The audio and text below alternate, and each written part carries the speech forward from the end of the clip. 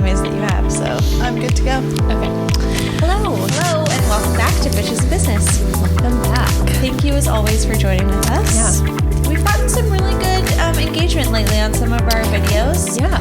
I must say, I crack myself up, and I think you're hilarious. And so I think that we're both hilarious. I think we're super funny. I just sit and watch the videos over and over again while I'm editing them, and I just think they're super funny. So good job to you, Allie. Oh, thanks. Also, your boobs look great today. Oh, thank you. I think it's the shirt that you're wearing, but I'm super into them.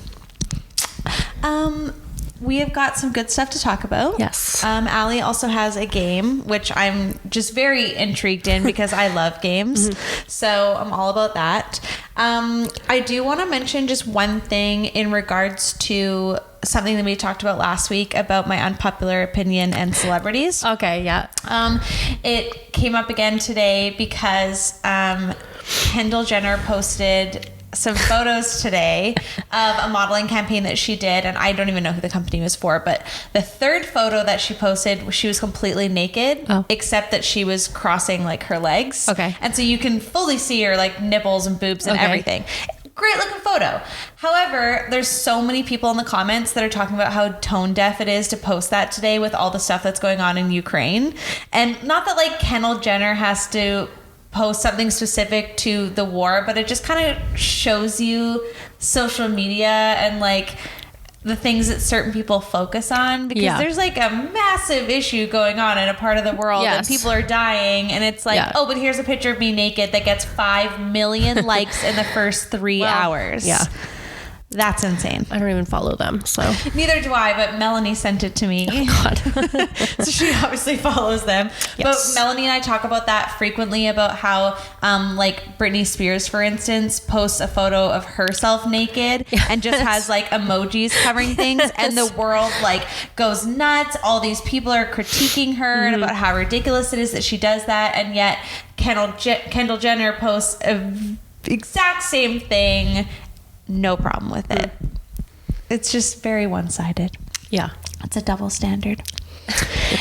And with that, we're going to go into my unpopular opinion of this week. I can't wait. My unpopular opinion this week is I think that greeting cards are a complete waste of money, and they are terrible for the environment. Oh, I completely disagree on this one. I know that they're very sentimental. I love the ones that my grandma gives me that she writes in there. I always keep those ones. But in general, greeting cards, gift bags, wrapping paper are just so wasteful. You literally take the thing out of it. You never look at the wrapping paper ever again. Yes. And like half of the time, honestly, are you keeping those cards and ever reading them again? Yes. I keep all my cards. I have them in a box. I read them. Yes. Really? I love it. I love it. I did this like a month ago. I was like, oh my God, look at this card from 10 years ago. It made me so happy to read it again. I have a stash of cards too. And I have ones from like my great grandmother, my dad. Like I do have specific ones that I've kept because those mean something to me. But I just kind of feel like I'm okay if you never give me a greeting card. Like I will not stop. I mean, you write really nice things in yours, so like I'm really appreciative of the greeting cards that you give me. It's the ones where people are just like, "Happy birthday, Cher." Oh yeah, it's like, well, okay, if you buy a card from the store and you just write your name in it, like, it's like, I agree with what this card said. Like, that's it. That's a waste. Yeah, that's you know? stupid. I mean, I know like my grandma will like scour the card racks to find the right one that means something to her, which is awesome, you know, and I'm all for that. But I just don't think that they're necessary in every scenario. How about that? They are not necessary in every scenario. Can it just be given in a different way? Like, for instance, children's birthday parties, I never give cards. No, I always give a book. Care. No, exactly. I give a book that I write on the inside, my little note, and now they have a book. Yes. And it has my greeting in it. Yeah, I like that. Good. Now, on that note, I'm going to completely contradict myself, and I'm going to give Allie this greeting card because I found it, and it's just super pretty. So please just show the camera how nice it is, and then I need you to open it as well and show the inside because it's like pretty spectacular. Okay, I have to put the mic down. Okay, I will hold your mic. Okay. So while I was in Vietnam, this isn't one that I purchased in Vietnam, but while I was in Vietnam on this, just walking through, I believe we were in Oh my God. Hanoi, there was these spectacular greeting cards, and they're laser cut, I believe, but they could be hand cut as well. This is really cute. They're gorgeous. So I bought a whole bunch of them when I was in Vietnam because of how spectacular they were. They were the most beautiful cards I'd ever seen in my entire life. And then the other day I was walking through Woodgrove Mall, and there's that little like VR-cade thing outside of Telus Mobility, and the girl was selling a whole bunch of these, and I had to buy one. I love this. Isn't it absolutely gorgeous? Like, this is a work of art that you would keep in your house. Yes. You know? And so I believe if you're going to buy greeting cards, then buy things like this that are handmade. It is gorgeous. Local people. Right. And look, I won't read it, but she wrote something very nice, and I'm going to keep this forever. And I was very happy with my printing as well, because sometimes I get really nice cards and then I feel terrible about my handwriting, and then I wish that I had never written in there. I'm and then you mess up. I'm very bad at messing up and having to start over again. I hate that. Oh my God. And you can't do that when it's in a card. You just can't. No, you can't. Good. I'm glad that you like it. I love it. So you go off about how much you hate greeting cards, and you give me a greeting card. That's the only reason why we're talking about this right now. What if I was like, yeah, fuck that. I also hate greeting cards. Would you have still given this to me? Absolutely, because I know you would have liked it. That is so funny. No, I love greeting cards. I knew that you were going to like greeting cards. That's why I'm having this conversation with you right now. Funny. We're comical. Also, speaking of in the mall, I have I'm reliving my early 20s because of how broken my phone is. So I can't even really show you because it's completely like broken, but you can kind of see it if you're watching. But anyways, I dropped my phone a couple of times the other day on rocks, and I mean, I haven't dropped my phone in years. Yeah. And it's my own fault because I don't have a case on it, because my case got dirty, and it's impossible to find a case anywhere for a Samsung, because if you don't own an iPhone, there's just nowhere you can buy anything these days. Makes sense. Yes. So now my phone's broken, and I'm walking around and I feel like I'm 20 with this like cracked, broken ass phone, and I'm waiting to get a new one, and nothing's in stock, and now everybody has to like Facebook me. Like, I felt terrible making that post the other day that was like, my phone's broken, Facebook me. Oh, so dumb. Yeah, I hate it. I feel you. Anyways, should we play a game? Yes. Okay. So I did not make this game up. Okay. I actually stole this from a TikToker. You know, Rod, the millennial guy. Oh, he's really funny. Yeah, really, really funny. So he has a podcast called Millennial Made, and I was listening to it today. And he plays this game where he shows his guest the pictures of something millennial related, like 90s TV shows and stuff. And you just have to see if you know them. Oh, okay. And if you do, then we can talk about them. Oh, I'm so excited. I tried to make it really easy, so you should know absolutely all of these. But if you don't, you are a couple years younger than I am. So, but still a millennial. Okay. And I'll show the camera too. Okay. Who's this? Okay, I do know who this is. Boy Meets World. Boy Meets World. Thank you. I never watched that show. Oh my God. Never watched it. And you know what's funny? I saw a TikTok today where a girl was saying, watching Boy Meets World as an adult, and now you're like in love with the dad. I saw that one too. I was like, I have to do it. Yes. Yeah, I have never watched a single episode, not even like a clip or anything. Oh my God, like, I love it. It's so funny. I know. I've heard it's a fantastic show. I don't know. It was on for so long, so it was like you really like grew up with them, right? Because they start off in like, I don't know, elementary school, and then they get to high school. Like they get married. Yeah. Well, I knew that. Topanga. Topanga. So now, have you seen Girl Meets World? I have not, because I haven't heard anything. I don't know where to watch it, to be honest. Me neither. I just am not all about all these reboots. I want to watch How I Met Your Father. I've heard. Wait, is it out yet? Not in Canada. Right. Okay. It's coming on to Disney Plus sometime in March. Gotcha. Yes. Well, like the new Fresh Prince of Bel-Air is out now, and I've heard mixed things about it because it's like not like funny. It's not. No, it's like a drama. Yeah. I just don't see why it's necessary. No. I saw something else that was a reboot of an old show too, and I just thought, why? Why are we wrecking what is so good? I know. Okay, next one. Okay, next. Who's this? Okay. Isn't this fries with that? No. Or I know that it's Keegan or Keenan or Thompson. Keenan Thompson. I know who that is, obviously from SNL, okay, and I know what this is, but I've never seen it. Okay, so this was on. I'll know when you tell me. Okay, so this was on Rod's podcast, and that's what made me think of it because I haven't thought about this in a long time. But this is Good Burger. Good Burger. Right. Know, welcome to Good Burger, home of the Good Burger. Yes. I remember this.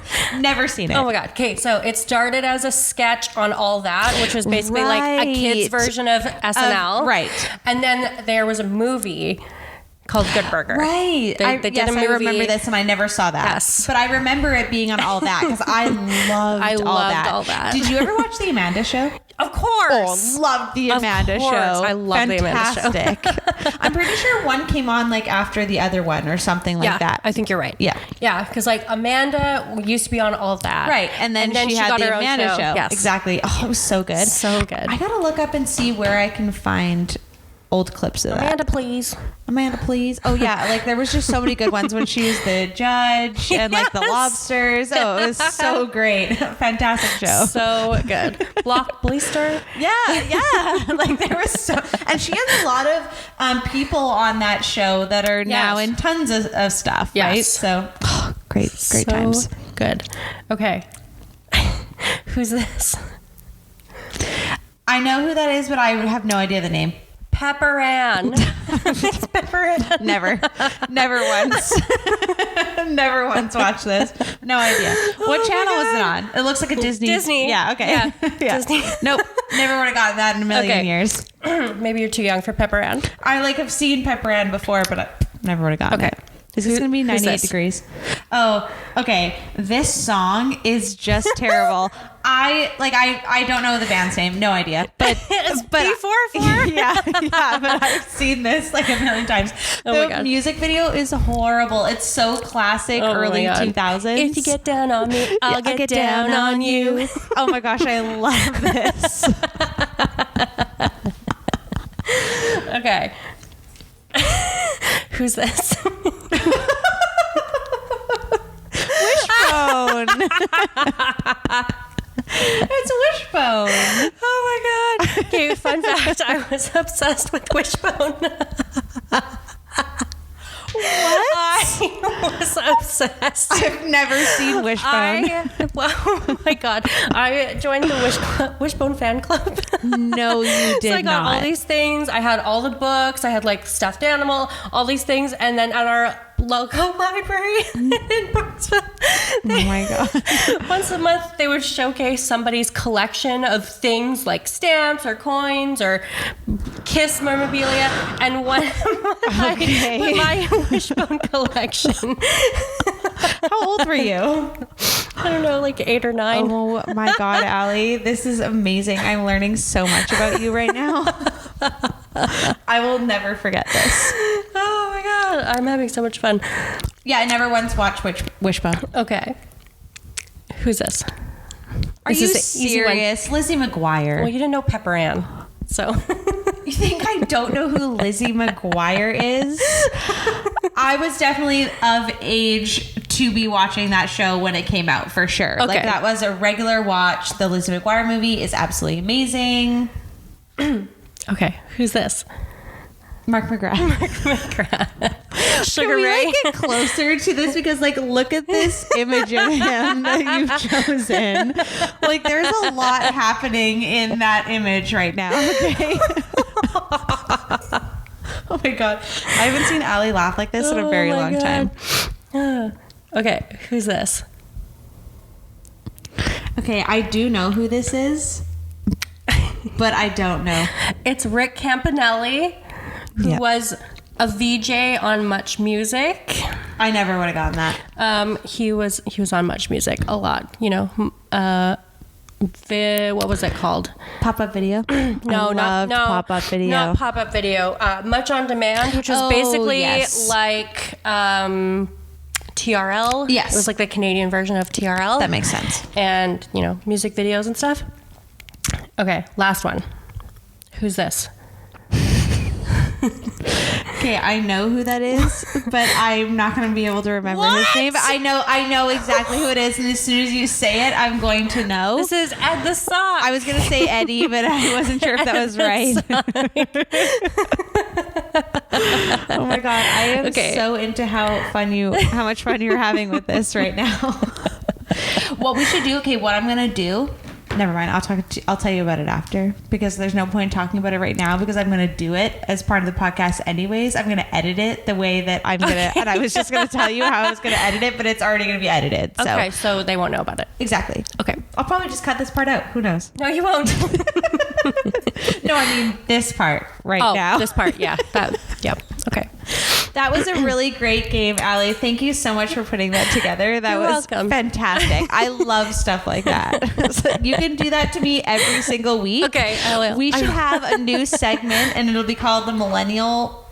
No, we won't say Millennial Made, because that's what Rod does. Rod's, but we should do like a millennial segment, and you can quiz me on stuff every week. Love it. New segment.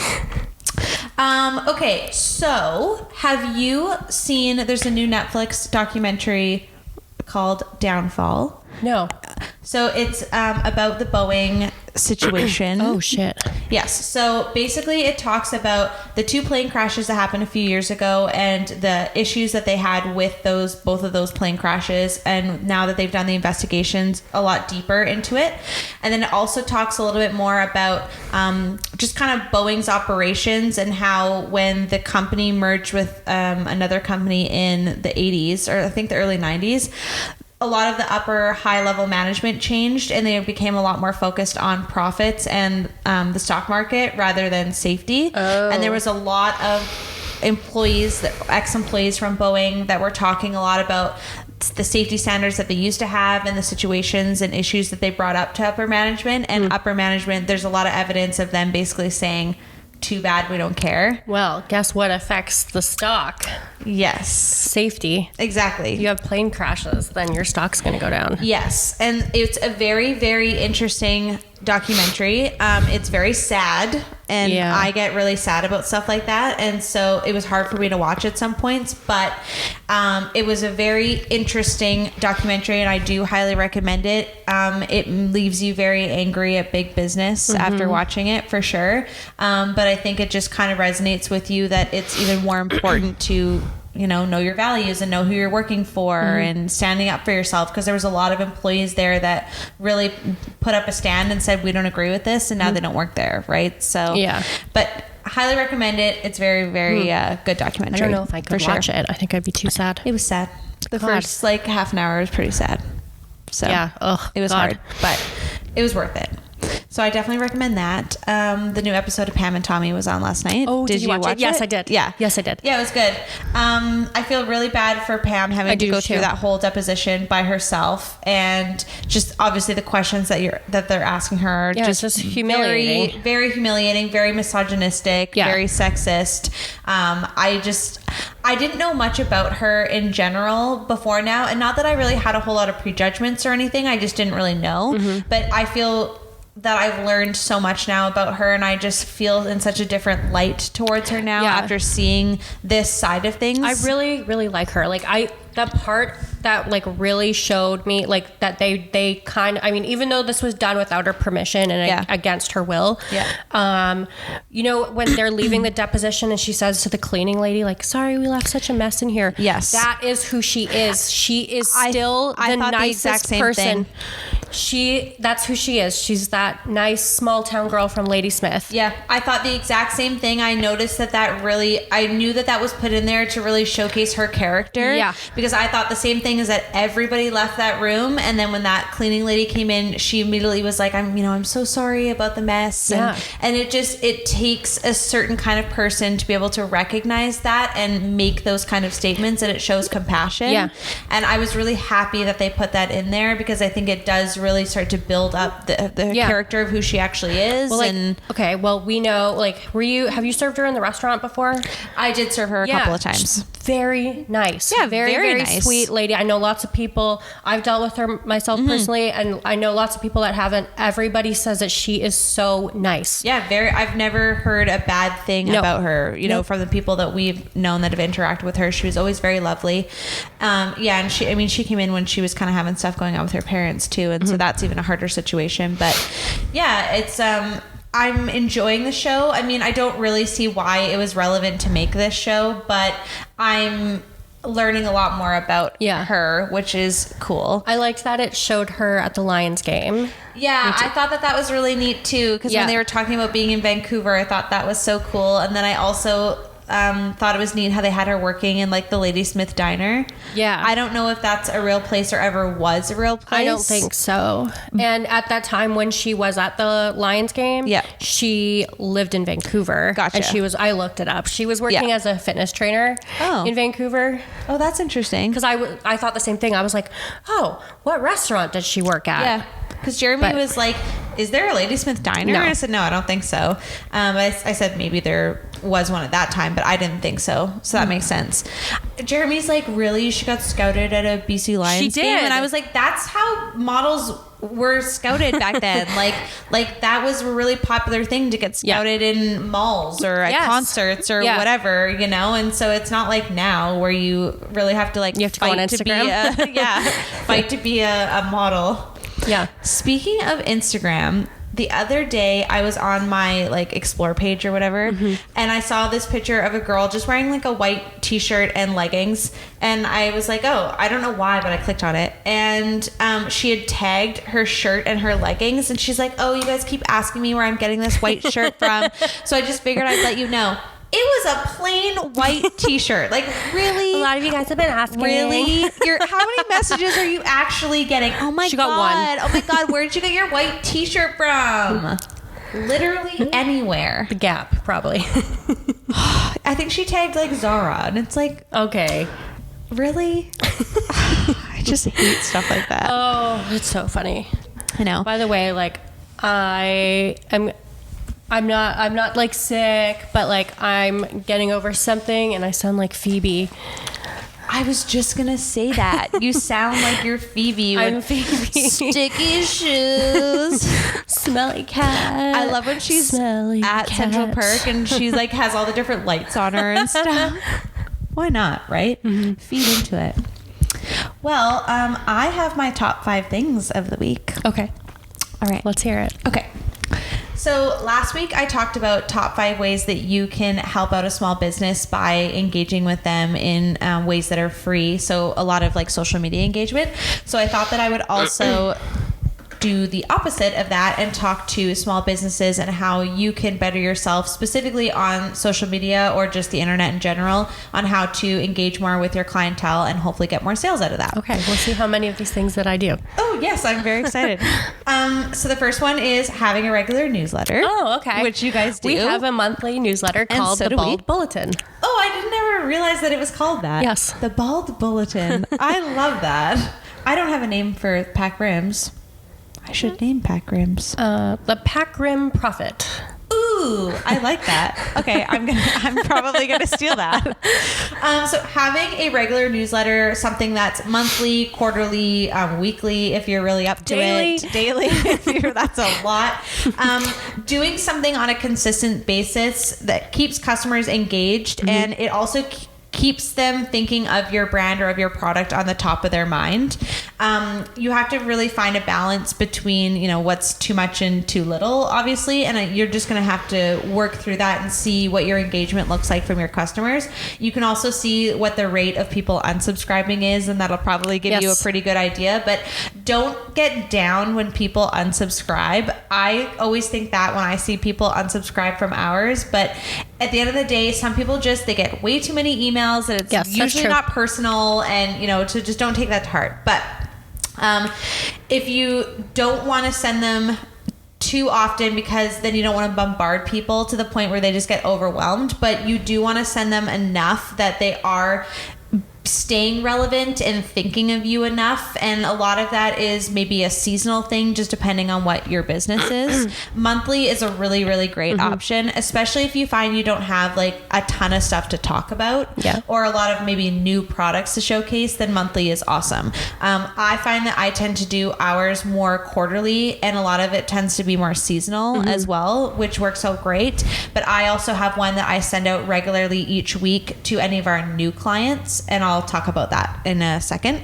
I did want to just mention that there was a conference that I went to, and it was specifically for camping clients. And one of the things that they talked about was they found a lot of businesses, for instance, are really great with sending out a newsletter right after the conference, but then never again. And so then they found that it would be really helpful for them to have a follow-up a few months later, just to kind of keep it more relevant. So that's just something to consider. There are a few different websites that you can use to make free newsletters. I'm not sure how you guys do your newsletter. MailChimp, and that's who we use as well. MailChimp's really great because you can track every newsletter that's gone out. You can see who's opened it, how much they skimmed through the newsletter, which links they clicked on, and you can see if anything like bounced. So if you didn't have the correct email, so MailChimp is fantastic. Square also has a newsletter email campaign feature that's really great. And then there's different things like CRMs. If you use a CRM tool, most of them have a newsletter function as well. So definitely look into that, because that's a really great way to just keep people engaged with your brand. And most people, like when they see something on a website that they like, they just hit subscribe because they want to find out more information. So that's, you're getting your foot in the door.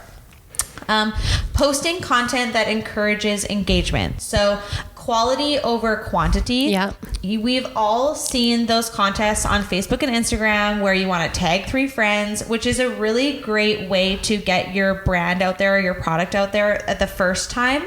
But there's a huge problem in the sense of quality followers at that point, because you can have 10,000 followers, and if only one person's commenting on your posts all the time, then that's not going to generate enough of the algorithm on Instagram or Facebook. So you want to make sure that you have quality followers that are actually going to be commenting on your photos, tagging other people, sharing your posts to their stories on a continual basis.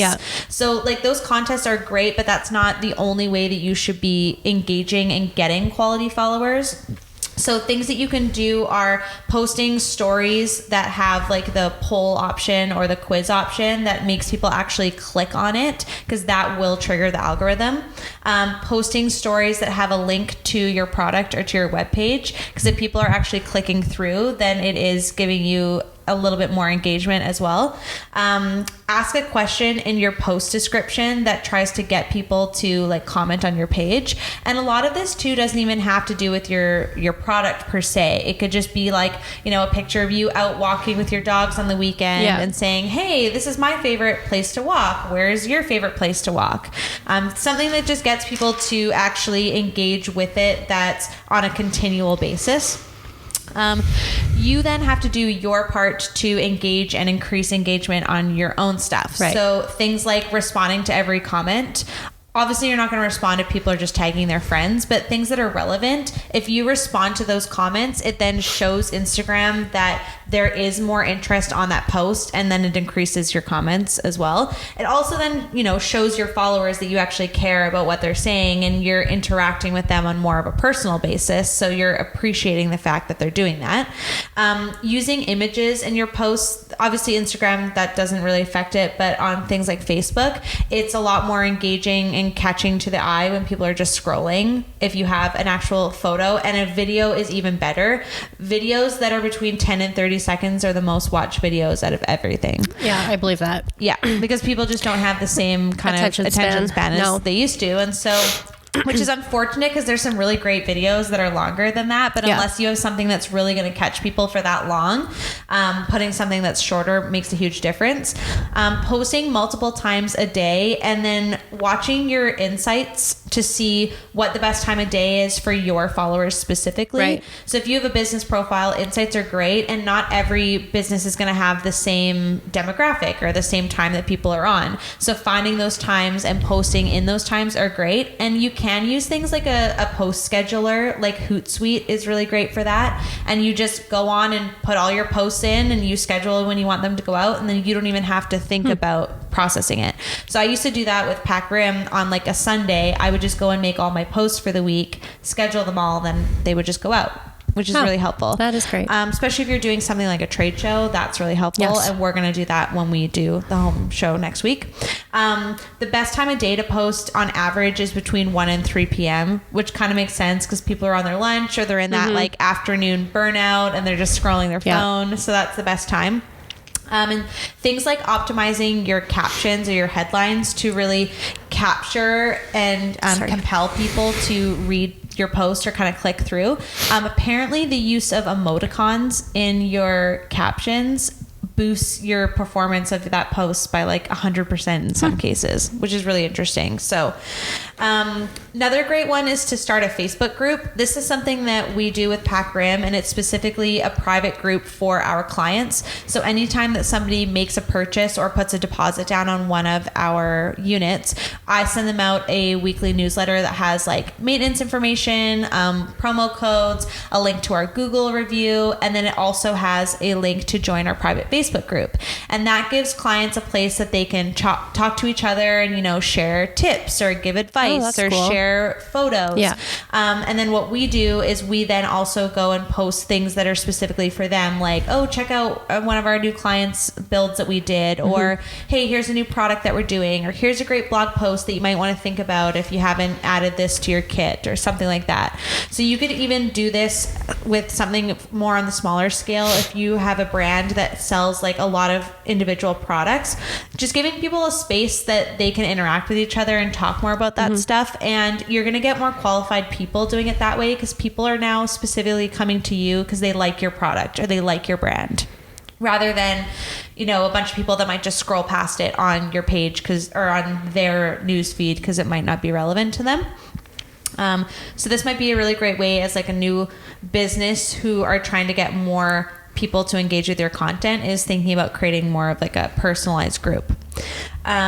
Providing an incentive for after the purchase to refer your business to other people. Right. Yeah. So like this is really similar, I'm sure, to what you do that we do. And because word of mouth is so huge. And one thing we always learned in the restaurant industry is that if you have a good experience, you'll tell like maybe 1 or 2 people. But if you have a bad experience, you'll tell 10 people. Yeah. And word of mouth can go so far. It's free advertising. And sometimes that needs to be incentivized to people a little bit. So what we do is we offer a thank you box, and I know you do something really similar as like a thank you gift. And so once a client has purchased from us, we then send them a thank you box with some swag, some snacks in there. It has a little maintenance guide, a personalized card, and then it has like a promo coupon that they can give to friends and family to get a discount from us. Yes. And there's local companies, like we use the local company thank you box to do that, and you can personalize exactly what you need. But even like nice little touches like what you guys do, you sent us little brownies. Yeah, so we do that. We have that program. We also have closing gifts. Yes. And we also have a referral program. So if you refer somebody our business and it leads to a sale, then we will pay you. Yeah, which is fantastic. So, and little things like that, it just keeps your business in the forefront of people's minds. Yes. And you can also do that in a really easy way too. Like if you own a business where you're actually physically selling something over the counter and they're taking it with them at the till, putting a little card in their bag that says, you know, hey, you get $10 off the next time that you come in, or give this card to your friends. Like RW & Co is really good with doing that. And it can be over a certain amount. And a lot of that too is like, I mean, $10 on a sale is not that much to a business, but it's a lot to a customer who, because that just shows that you care and you want them to come back, right? And so lots of little things that you can do is kind of that final little touch.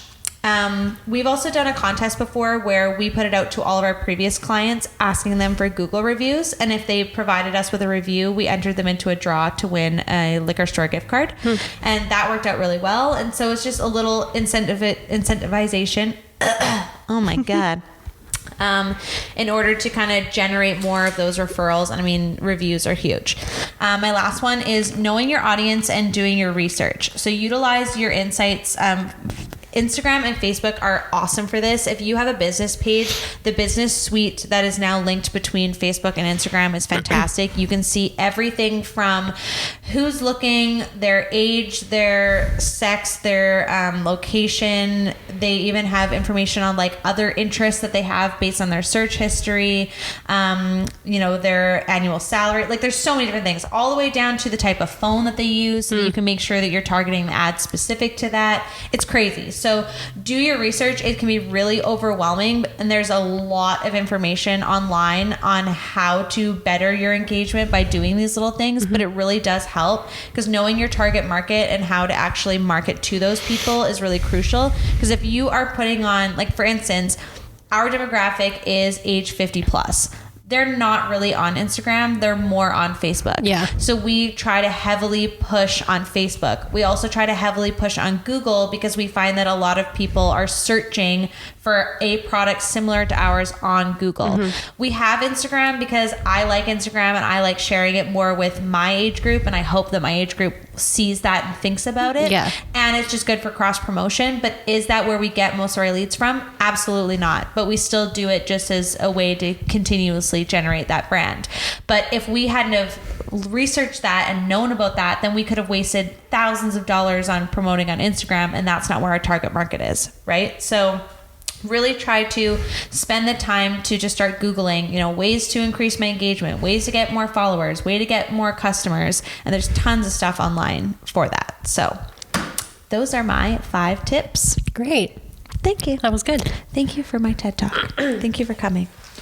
Yeah, that's it. Did you watch the newest episode of Salt Lake City? Yes. So it was the finale of Salt Lake City. I'm sorry, what season are we on? 2? 2. Feels like it's been 7 seasons with all of this. It's been such a long darn stuff that's been going on. I honestly found the last episode to be a little bit underwhelming. I'm not gonna lie. That's what I wrote. I wrote unnecessary, because nothing really happened except for Jenny freaking out, and like, who cares? She's fired anyway. Yeah, so I was kind of a little disappointed, because I was expecting a big grand finale, a big huge hurrah. Yeah. Jenny freaking out on Mary wasn't really surprising. It was kind of unnecessary, because I don't know why she really needed to go fly off Mary's the handle like that. Done anyway, so like, who cares? And you'd kind of assume that at this point, they're all getting to the end of the season. They're probably talking a lot more about that kind of stuff. And so, yeah, it was kind of weird. And I felt really bad having that situation happen at Lisa's event, because it looked like such a small, kind of like more intimate event that you'd assume. Funny, because she didn't care. No. At all. Like, Jenny Heather said, was kind of like egging her on a little bit. Well, Jenny said, sorry that I threw a glass, which apparently now she's denying that she threw a glass. Well, it's on TV. But Lisa said, I don't care. Yeah. So, I mean, obviously that's all kind of how they feel towards Mary. I thought Meredith's comments were really interesting about how, am I going to talk about who everybody else dates? And she's like walking out the door still. I think she's talking about Jen. I assume that because as well. It seems like everybody knows that Jen is having an affair or had an affair. Was hooking up with that guy or whoever. Somebody. Yeah. Yeah. Yeah, I don't know, but I got to a point where halfway through the episode, I think I was like making dinner, and I just didn't even really care what continued to happen. I really could have done without that gross sex scene with Whitney and her husband. I know. That was disgusting. I thought that was really weird. Yeah. Like, I thought that too, because I thought when he comes home from his trip, he just wants to like get home and see his wife. Oh, great, the cameras are here. Oh, my wife's in like lingerie and she wants me to do this like paint sex thing. Like, gross. Why would you do that when the cameras are there? I just think that's weird. Yeah. I have no interest in doing that in front of the cameras. No. Yeah, I thought that was very, very weird. The whole episode was very strange. Well, I am looking forward to the reunion. So is the reunion like this upcoming weekend? Yeah. Okay, because sometimes they take a break in between, but I think because they had a break because of Super Bowl. They did, yeah. Yeah, so that makes sense. Very intrigued to see what happens in, I believe it's a 3-part reunion again. Yeah, looking forward to it. I binged the entire season 5 of Southern Charm in 2 days, and Jeremy watched it with me, and he's like, this is actually a pretty good show. Yeah. So I know you're not like super into it, but I've been watching it for just so long that I just love it. I've seen it all. I know. I don't really care.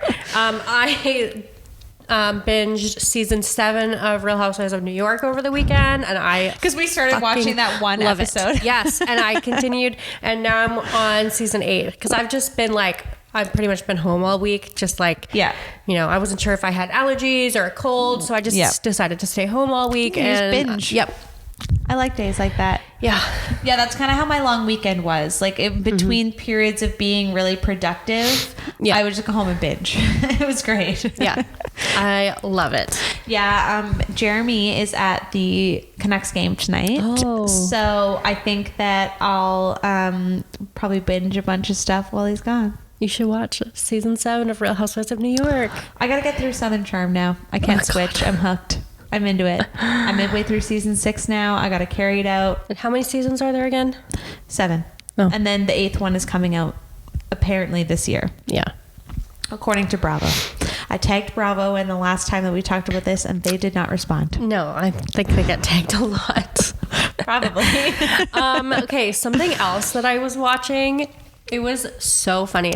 So it's a show called Last One Laughing. It's on Amazon Prime. Okay, please do not say anything about it because I really want to watch it. I won't say anything about it other than who's on it because there's like a lot of people on it. A lot. So like it's hosted by Jay Baruchel, who's hilarious. Yeah. So these are all Canadians. Last One Laughing, Canada. So these are all Canadian people. So Jay Baruchel's the host. Caroline Rhea. So funny. So funny. Deborah DiGiovanni, who I love. She is so funny. I don't know if I know who that is. I would know. Yeah, she's on a lot of, like, she's on Just for Laughs a lot. She's on a lot of stuff like Match Game and a lot of Canadian comedy shows. I know who you're talking about. Yeah. Jonathan Lajoie from The League. He's super funny. Super funny. Yes. Brandon Ash Mohammed, who I'd never seen before, but he's really funny as well.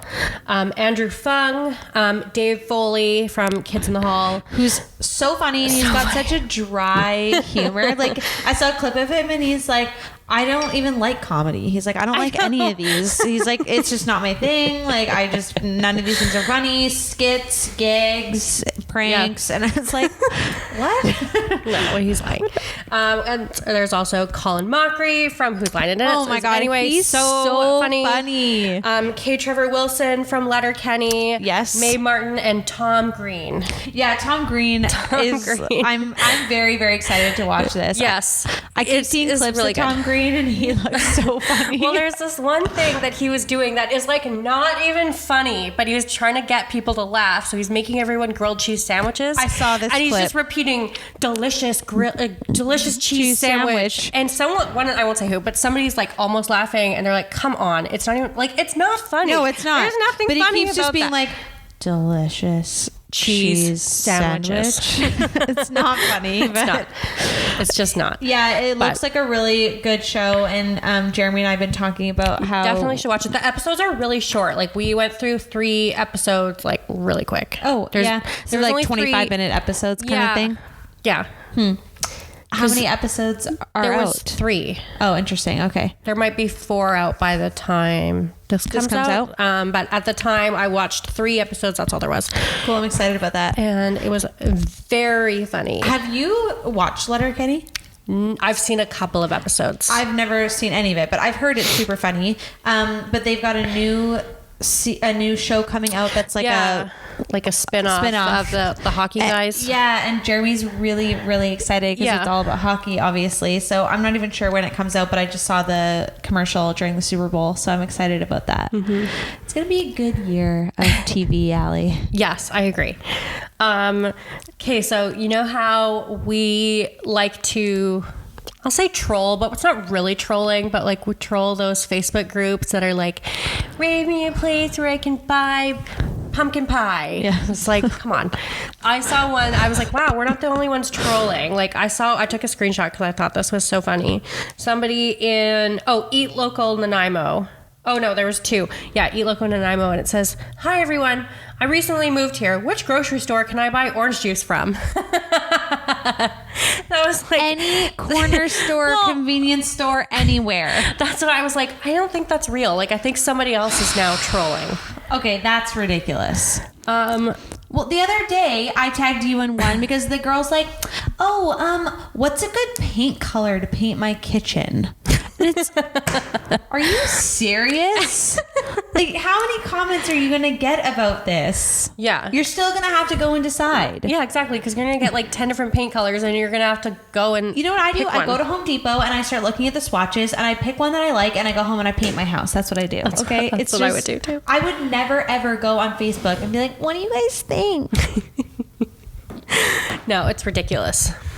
Also, ridiculous. We did not get as much comments about the recipe blog thing as I thought that we were going to. And I have a feeling that means that our listeners read the blogs at the beginning of recipes. No, they don't. Prove me wrong. You guys, wrong. Do you read the blogs? Because, like I said last time, if you do, you're a psychopath. Sorry. And I'm not going to have psychopaths listening to my podcast. No, okay? We don't want you. we don't want you here. We're just joking. We actually do want you here because we need you to engage and follow us and share our stuff. So we love you. We're joking. Sort of. Kind of. Sorry, not sorry. Guess what I'm doing this weekend? Please tell me. I am hosting an open house. You are? For the first time in 2.5 years. Oh my gosh, that's amazing. Where is it? It's going to be at 290 Catherine Place. Where is Catherine Place? It is up Harwell area, like College Heights. Yep. Yes. All right. What are the times? 11 to 1 on Saturday. I will be there. Yay. That's exciting. I don't need to buy anything, but I will be there. Doesn't hurt to look. Exactly. Like we mentioned last week, it's great to go and take a photo or a video and say, I'm here with Allie Morrison. She's my realtor. She's fantastic. She's doing an open house. I will do that for you. Yay. I would love that. That's so awesome. You'll see my signs on the road that I had made over 2 years ago that I have never used. Isn't that so exciting that now you can finally do those things? To use them. Yeah. Yes. Yeah.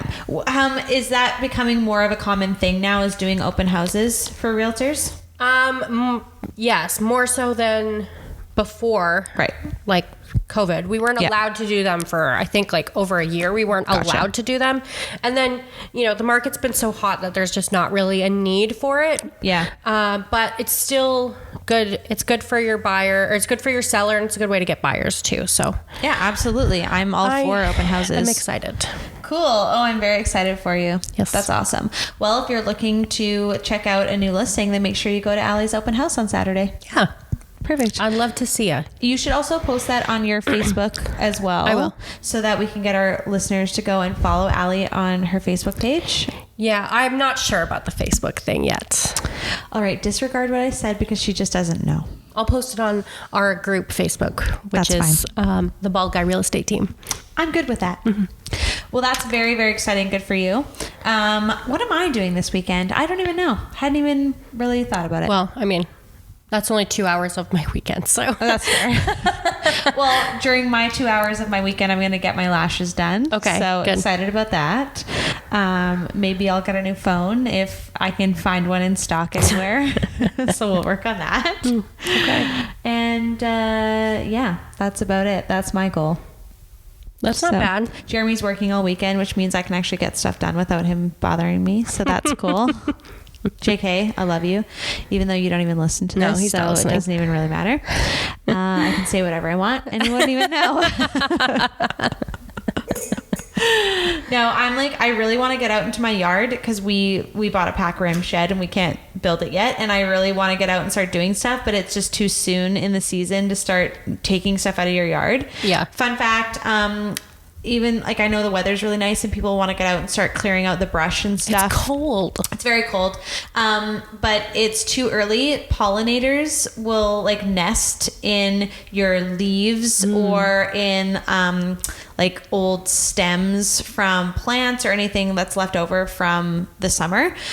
So you just have to be really careful if you're going to remove any of that vegetation, that there are bees, ladybugs, butterflies that will create like their cocoons and their nests in there. So just be really careful when you're moving that stuff, or just don't touch it yet until after the last frost.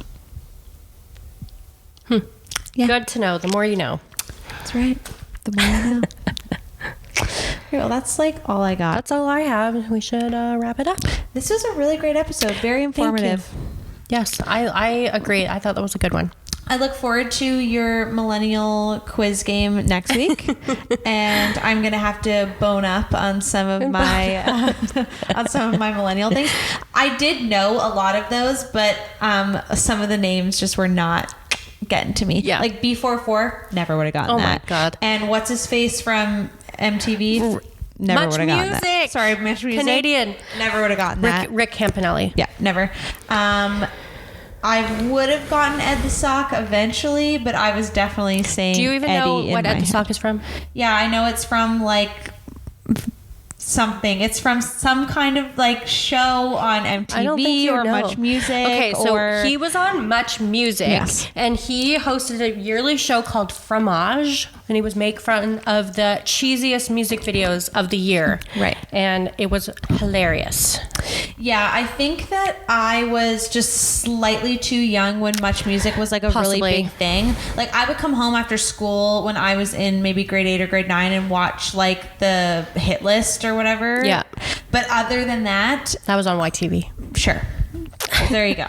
So whatever, but like I think I was just slightly too young when Much Music was really in its big, and when I got to the age where I actually cared about that kind of stuff, I think it was more on its way out. Yeah. So it's fine. Anyway, so give me some like easier ones next time. Okay. Give me some later into the 2000s. Okay, I will. I've got some already. Because you have to remember, in 2000 I was only 7. Yeah, so I know. Give me some. I was 10. Exactly. You were light years ahead of me at that point. Not really, though, because I had only younger sisters. And so I was kind of stuck watching like the shows for younger kids because they weren't allowed to watch the same stuff that I was allowed to watch at that point. That makes sense. So I was more pulled like down younger than they were. Sometimes when you have like older siblings, it's like you watch stuff that's like too old for you, but that was not happening in my house. You're saying I have no excuse not to know who any of these people are. Pretty much. Did you see that Arthur had its final episode? Yes, I did. I thought it was so cute. Arthur had its final episode after 25 years. Everyone was there except for the brain. I noticed that. Where was the brain? Didn't mention the brain. But to be fair, I only saw like a 3-minute clip, so I'm sure maybe Brain was in the rest of the episode. Maybe. I didn't watch the episode, but I thought it was like really kind of cool that they showed Arthur 25 years in the future kind of thing, and they were all older, and I was very happy with it. Yeah, it was good too. All right, well, thank you for listening. Make sure to follow us on Instagram, TikTok, and YouTube, and listen to us on Spotify. Yes. And we will see you next week.